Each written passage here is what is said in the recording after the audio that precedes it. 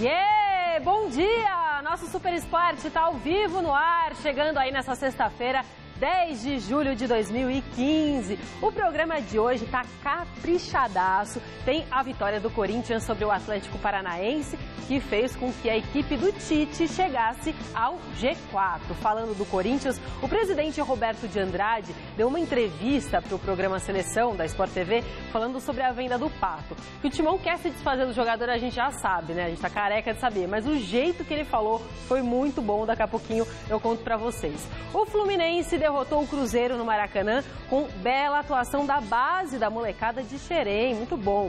E Dorival Júnior está de volta ao comando do Santos.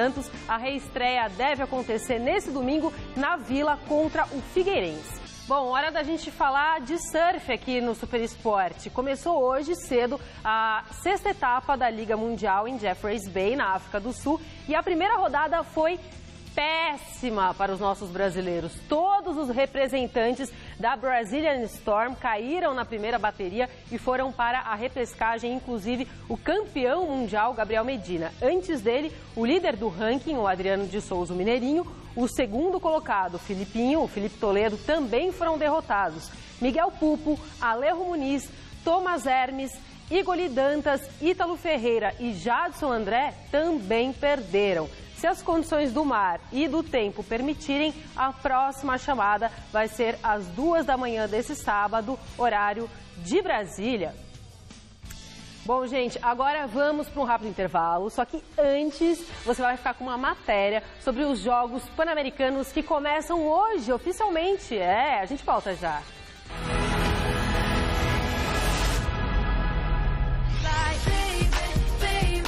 Você acha que o Canadá só é conhecido pelo cantor Justin Bieber? Ou pela cantora Avril Lavigne? Já sei, o famoso Cirque du Soleil. Então esqueça tudo isso. Oficialmente, a partir de hoje até o dia 26 de julho, Toronto, a maior cidade do Canadá, é a responsável por sediar a 17ª edição dos Jogos Pan-Americanos. Considerado o melhor lugar do mundo para se viver, Toronto receberá mais de 6 mil atletas dos continentes americanos durante os 16 dias. São 41 países, 36 esportes e 52 modalidades. Os Jogos Pan-Americanos sempre foi uma competição importante para mim, pelo fato de Vila Pan-Americana, do ambiente, né? O espírito olímpico já está ali. No último Pan-Americano em Guadalajara, no México, o Brasil terminou a competição em terceiro lugar, com 141 medalhas, sendo 48 de ouro. Em Toronto, a equipe brasileira vai com cerca de 600 atletas, buscando bons resultados antes das Olimpíadas do Rio de Janeiro em 2016. Na classificação geral de medalhas dos Jogos Pan-Americanos, o Brasil está em quarto lugar, com um total de 1.066 medalhas, atrás somente de Estados Unidos, Cuba e Canadá. Todas as categorias, de uma maneira homogênea, têm chance do ouro. O objeto de maior desejo de todos os atletas nesta edição especialmente tem um sabor especial para o nadador Thiago Pereira. Ele chegou à marca de 18 medalhas no PAN, atrás do ex-ginasta cubano Eric Lopes, que tem 22. Nessa edição, Thiago disputa 8 provas e pode se tornar o maior medalhista de todas as edições dos Jogos Pan-Americanos. Otimismo para a natação não falta. Pelo menos essa é a expectativa da nadadora Joana Maranhão. O Pan-Americano sempre foi um campeonato muito bom pra gente. A gente sempre traz muita medalha, o esporte que mais traz medalha. A gente espera continuar com isso. Vocês podem ter certeza que tá todo mundo treinando tão forte quanto eu, para que seja o melhor resultado do Brasil lá. Que o mascote, o porco-espinho Paki, que significa aplaudindo com alegria em japonês, possa aplaudir as boas colocações da equipe brasileira.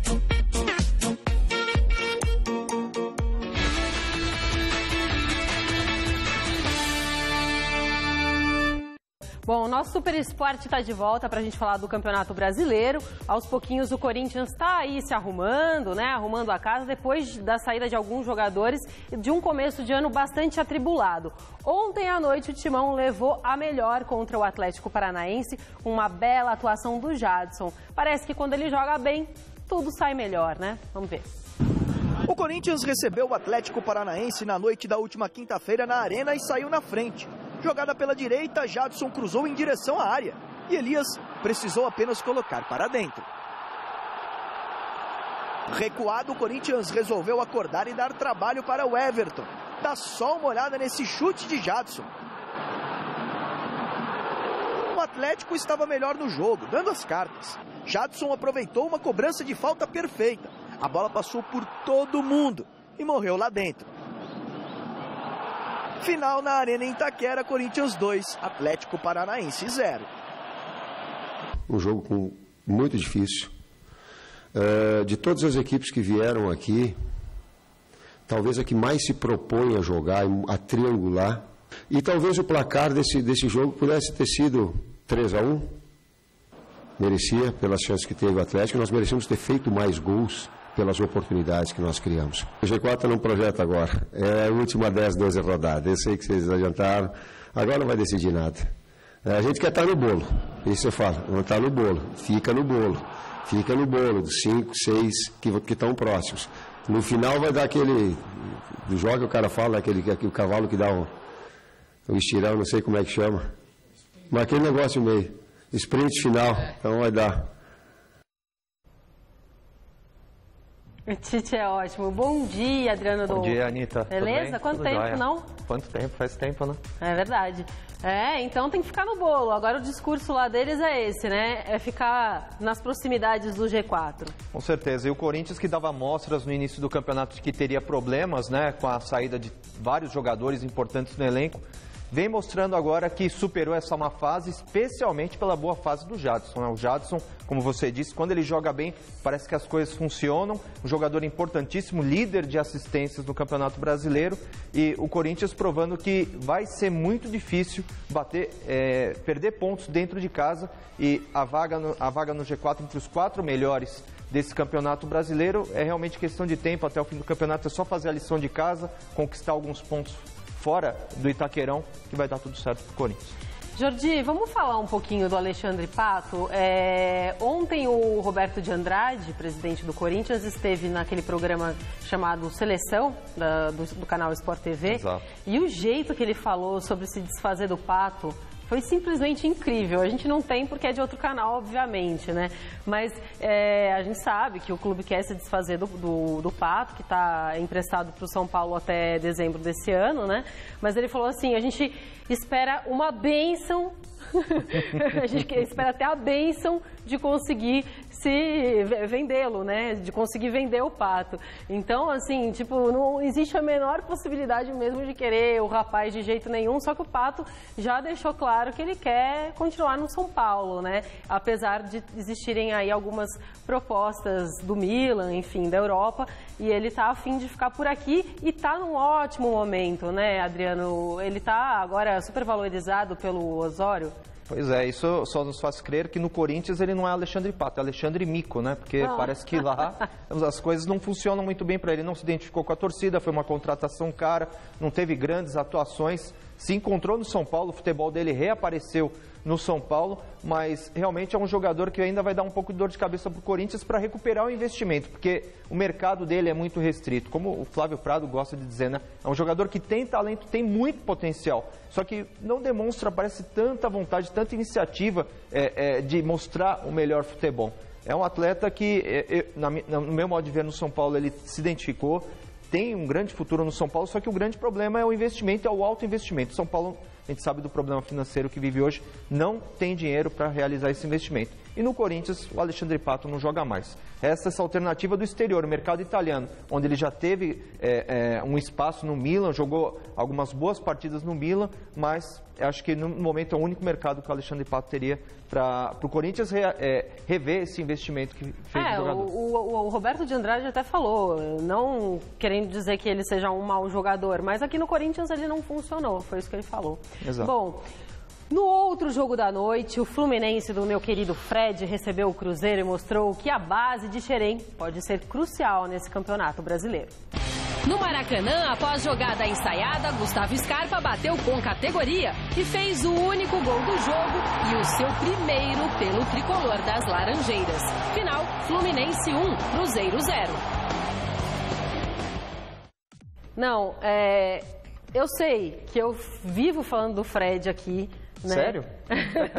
Mas assim, por vários motivos eu gosto dele. Eu acho que ele é um jogador que realmente fala o que pensa, muito autêntico, muito sensível. Ele é um cara que tá ligado em tudo. Se ele tem uma opinião forte, firme, ele fala, sabe? E ontem ele deu uma entrevista super emocionado, falando sobre o fato de que no começo do ano eles perderam o patrocínio da Unimed e que o time ficou muito desacreditado, né? E perderam alguns jogadores importantes também. Então ele ficou muito emocionado do time estar na segunda colocação do Campeonato Brasileiro, né? Enfim, de estar nessa situação boa, apesar de tudo que viveu no começo do ano. Pois então, achei bonito. Pois é, e o Fred é um jogador que ficou marcado por causa da Copa do Mundo, né? Até falaram a era Fred, né? Por causa do fracasso da seleção brasileira. E importante falar do Fluminense, como você bem disse na chamada do gol do Fluminense, o investimento na base do Fluminense, os meninos de Xerém estão dando certo. E o Enderson Moreira também tem sido fundamental, porque o Fluminense começou com o Ricardo Drubski, foi mandado embora, vinha fazendo uma má campanha no início do Brasileiro, chegou o Enderson Moreira, parece que as coisas mudaram completamente, um giro de 180 graus. O Fluminense hoje, sim, vai brigar para ficar no G4, é uma grande equipe, vem fazendo uma grande campanha, apesar do elenco que é dos mais modestos. Mas é justamente isso que ele colocou. É modesto, mas está dando certo. Está só no segundo lugar. Falando nisso, vamos ver como está a classificação do Campeonato Brasileiro depois desses jogos de ontem. Tá lá, então, Atlético Mineiro com 26 pontos. Como a gente comentou agora, o Fluminense com 24. O Grêmio está com 23 no terceiro lugar. Em quarto, Corinthians no G4, 23. Com 23 pontos também está o Sport, que vai jogar contra o Palmeiras. 21 pontos está o Palmeiras. O São Paulo com 21 também. Atlético Paranaense com 19. Chapecoense com 19. E em décimo, a Ponte Preta com 17. Em 11º, a gente tem o Figueirense com 15. Em 12º, o Cruzeiro com 13, bem como Flamengo, Goiás, Avaí e Internacional. Todos estão com 13 pontos. E aí, lá naquela zona chata, né? Como é que o Luxemburgo gosta de falar? Zona da confusão, né? Temos o Santos, o Coritiba, o Vasco, para a tristeza do Zé Paz, da nossa produção, e o Joinville. Agora, vamos falar do Palmeiras. O Palmeiras tem uma parada bem dura esse domingo, como eu comentei, vai jogar contra o Sport. E é uma parada dura porque o clube pernambucano só perdeu uma partida até agora nesse Campeonato Brasileiro. A tarefa pode ser complicada, mas o Verdão conta com a melhor defesa do campeonato até agora, ao lado do Corinthians, com apenas 8 gols sofridos e 12 partidas. A reportagem é de quem? A reportagem é minha. Então vamos ver. 11 gols marcados nos últimos 4 jogos. Desde o retiro em Atibaia já são 4 vitórias consecutivas e nenhum gol sofrido. A gente não tomando gol é importante também para dar uma segurança a mais para a equipe, mas não só nós ali que defendemos, e sim a equipe toda. Ao lado de Fernando Praz, Gabriel é o recordista de jogos na temporada, 35 partidas. E no Campeonato Brasileiro lidera uma estatística. Ao todo foram 49 desarmes. Volante é o demolidor de jogadas dos adversários. Ganhou até uma música da torcida. Eu, Gabriel, um terror. Eu fico feliz pelos números. Eu vejo que os números não enganam nada, né? Porque números é uma coisa bem clara e que deixa muito exposto o trabalho. Então eu fico feliz pelos números, mas mais feliz ainda pela sequência de vitórias. Gabriel certamente será importante no final de semana, quando o Verdão enfrenta o Sport no domingo, mas na Arena Pernambuco. Por ser uma arena, por ser um campo melhor, acho que a bola vai correr mais, com mais facilidade. A Ilha do Retiro também não é um campo bom de se jogar, mas lá a gente sabe que a força do Sport é muito grande. Então, o jogo sendo para a Arena, Talvez vai ter até mais torcedores do que ia ter na Ilha do Retiro do Palmeiras na Arena. Lógico que a mandante vai ser a do Sport, porque vai estar em casa e vai ter com certeza a maioria de torcedores nessa partida. A gente está bem concentrado e a gente sabe que vai ser uma parada dura lá, mas a gente vai buscar a vitória do começo ao fim. E aí, você acredita nessa vitória? Jogo na Arena Pernambuco, as coisas igualam para o Palmeiras. Eu acho que é muito benéfico o jogo acontecer na Arena Pernambuco em relação à Ilha do Retiro, que é um campo mais complicado, com mais pressão da torcida, dimensão do gramado menor também. As coisas ficam mais iguais para o Palmeiras. E vale ressaltar também o astral do clube, né? Hoje o clube vive outro astral, o próprio Gabriel brincando, cantando a música, Cristaldo no banco entrando, fazendo gol, Rafael Marques, grande fase. Cristaldo que virou amuletinho, exatamente, né? Virou um amuleto. É uma outra fase. Nada contra o Oswaldo de Oliveira, ele até tem uma metodologia de trabalho, uma forma de trabalhar muito semelhante ao Marcelo Oliveira. Mas é uma troca benéfica. Nem todas as trocas de treinadores no meio de uma temporada são ruins. Palmeiras é um caso típico de que uma troca de treinador pode sim fazer bem para a temporada, Anitta. De vez em quando, é o que o Luxemburgo comentou, né, quando ele foi para o Cruzeiro, ele comentou isso, às vezes a gente precisa mudar um pouquinho de ares, ter uma pessoa que traz um ar novo para a equipe. Bom, depois de dar um tempo na crise com a goleada sobre o Vasco, o São Paulo não quer deixar a peteca cair não, viu? Domingo tem jogo contra o Coritiba, 11 da manhã no Morumbi, e o Osmar Garrafa traz as informações do Tricolor pra gente aqui no Super. Bom dia, Anitta. O São Paulo, depois de 4 jogos sem nenhuma vitória, se reabilitou no Campeonato Brasileiro na última quarta-feira, ao vencer o Vasco da Gama jogando fora de casa. E claro que o ambiente no Tricolor melhorou muito depois da vitória deste meio de semana. Acho que 4 jogos sem vitórias, acho que traz com certeza uma pressão, mas graças a Deus, onde conseguimos uma vitória boa, que nos traz confiança para ter uma sequência boa agora no campeonato e entrar no G4. Com a vitória de quarta-feira, Anitta, o São Paulo chegou a 21 pontos. Não entrou no G4, mas encostou no bloco dos 4 primeiros. O Tricolor volta a campo no próximo domingo, às 11 horas da manhã, contra o Coritiba no estádio do Morumbi. A boa notícia para o técnico Juan Carlos Osório é que na partida de quarta-feira ele não perdeu nenhum jogador, nem por suspensão e nem por contusão. Acrescente a tudo isso a volta de Luiz Fabiano, jogador que foi poupado na partida contra o Vasco da Gama. Do CCT do São Paulo, Osmar Garrafa para o Super Esporte. Obrigada, Bottle. Bottle que não larga o tal do Periscope. Meu Deus do céu. Ele acorda, oi pessoal, tudo bem? Tô aqui no Periscope. Aí ele vai almoçar, oi, tô almoçando não sei o que no Periscope. E eu não consigo nem baixar esse diabo aí no meu celular. O São Paulo, Anitta, vivendo altos e baixos ainda na temporada, né? Tudo por causa da troca de treinador, mudanças no elenco, mas nesse momento eu acredito que vai ter uma boa sequência. O Coritiba está na zona do rebaixamento, é uma equipe que está encontrando dificuldade nesse campeonato e é um momento bom para pegar uma equipe menos acertada no Campeonato Brasileiro. Só lembrando também que a vitória, a goleada sobre o Vasco, na minha opinião, foi uma vitória um tanto enganosa, porque poderia ter sido um resultado diferente se o nosso querido Riascos, né, não perdesse tantos gols, né, como ele perdeu naquela partida. Mas eu acredito que o São Paulo agora vai ter uma sequência melhor no campeonato, vai conseguir somar mais pontos. Vai ficar nessa fase intermediária, entre a vaga da Copa Sul-Americana e o G4. Mas o próprio Osório comentou isso, né? Que não era para tanto, não era para 4-0 esse jogo. Então, ele está consciente de que não foi essa Coca-Cola toda. Vamos falar do Santos pela segunda vez. Dorival Júnior vai ser o técnico do Santos. Na primeira passagem, em 2010, ele conquistou um campeonato paulista e também uma Copa do Brasil com a geração de Neymar em mãos. 5 anos depois, Dorival substitui Marcelo Fernandes com a missão de tirar o Santos da zona do rebaixamento. Ontem, ele já deixou um recado para a torcida. Estamos aqui para anunciar a vinda do professor Dorival Júnior como nosso novo treinador. Ele vai ficar aqui conosco por 2 anos e meio, que é o tempo que nós ficaremos no clube. E esperamos que ele possa fazer um trabalho de redirecionar o Santos, tirá-lo desse momento difícil que estamos vivendo.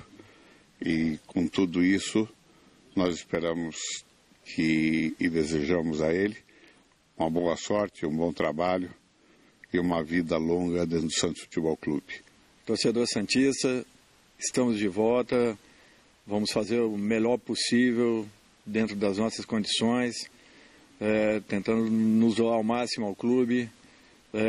Volto com a melhor das intenções, podem confiar, podem acreditar, voltaremos a ter um grande trabalho e contamos com a participação de cada um de vocês. Estejam ao lado da equipe, um momento difícil, complicado, mas buscaremos aí e alcançaremos uma recuperação bem rápida.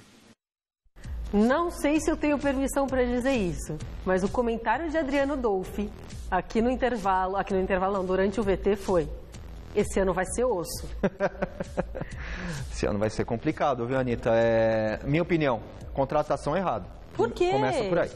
Dorival Júnior, nada contra o Dorival Júnior. Dorival Júnior realizou um grande trabalho em 2010, mas os últimos trabalhos dele foram lamentáveis. Palmeiras, Fluminense e Vasco, em tentativas semelhantes a essa que vive o Santos. Equipes que estavam fugindo da zona do rebaixamento. Os últimos trabalhos dele preocupam um pouco a torcida do Santos. E o que mais preocupa, Anitta, é a questão do elenco. O elenco jovem, um elenco que tem algumas peças experientes que estão fora por causa de lesão. Não sei se o Dorival Júnior seria o melhor nome, e principalmente porque o Dorival Júnior não é um treinador assim daqueles que gostam de acertar o setor defensivo, que nesse momento é o grande problema do Santos, é a defesa mais vazada do Campeonato Brasileiro. Quem você acha que deveria ter vindo? Olha, um treinador que eu contrataria, Oswaldo de Oliveira. Por quê? Porque ele conhece bem o elenco, ele conhece bem as peças, conhece também bem a molecada, trabalhou lá. Acho que nesse momento o Oswaldo de Oliveira seria um nome mais adequado para a realidade do Santos. Dorival Júnior é uma incógnita, a gente não sabe o que vai acontecer, Anitta. Só um gancho falando do Santos, Anitta. Essa semana eu estive no evento do Neymar em Praia Grande. Tá. E lá eu encontrei um colega nosso de profissão, o Rogério Rezec, conhecido como Azeita. Infelizmente, Anitta, ele faleceu, ele deixou a gente, estava lá na terça-feira sorridente, batemos um papo muito rápido e infelizmente ele faleceu, Anitta. O colega nosso da Sport TV queria deixar a mensagem aí, os sentimentos aos familiares, a toda a família aí do Rogério, que fique em paz e a família possa ter muita luz nesse momento. Fica aqui nosso carinho também. Bom, vamos ver quais serão os confrontos dessa 13ª rodada? Vamos lá. Então, 13ª rodada do Campeonato Brasileiro, temos Santos e Figueirense amanhã, sabadão, às 6h30 da tarde, na Vila Belmiro. Temos também Grêmio e Vasco, ainda no sábado, na Arena Grêmio. Ponte Preta e Atlético Mineiro, no Moisés Lucarelli. O São Paulo vai encarar o Coritiba, no Morumbi, 11 da manhã. O Flamengo vai encarar o Corinthians no domingo às 4 horas da tarde no Maracanã, sem o Sheik e também sem o Guerreiro, por conta de um combinado, né, entre os dois times. Cruzeiro e Goiás no Mineirão. Atlético Paranaense e Fluminense, domingo às 4 da tarde. Também domingo Joinville e Internacional na Arena Joinville. Avaí e Chapecoense na Ressacada. Sport e Palmeiras na Arena Pernambuco. Encerramos o programa de hoje por aqui. Bom final de semana para vocês. Não se esqueçam, domingo tem Mesa Redonda Futebol Debate com Muricy Ramalho e também com o Padre Marcelo Rossi. E 6 horas da tarde, hoje, tem Gazeta Esportiva com a Michele Janela e também o Celso Cardoso. Pra onde você vai hoje? Não, nenhum lugar. Hoje só aqui com você. Tá vendo? Exclusivo. Que ótimo. Um beijo, gente. Tchau.